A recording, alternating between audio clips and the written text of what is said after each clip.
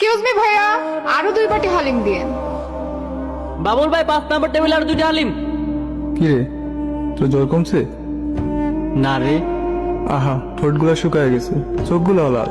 একটু শরবত খেলে ভালো লাগবে। হ্যালো, রাস্তায় অনেক জ্যাম, আইতে দেরি হইব।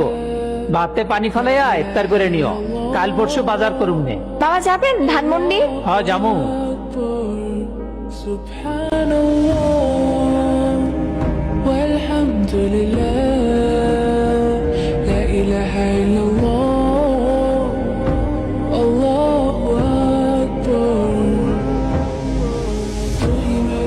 জমিলা, বেগুনিগুলো নিয়ে এসো, ইফতারের সময় তো হয়ে গেল।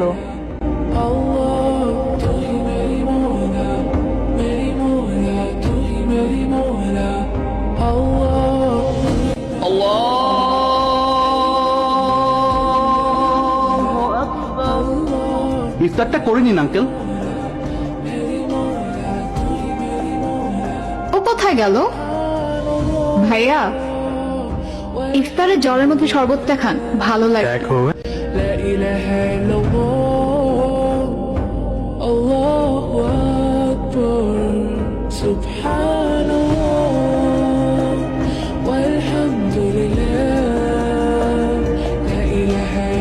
বাবা নেন, একসাথে ইফতার করি, তাইলে মজা আছে।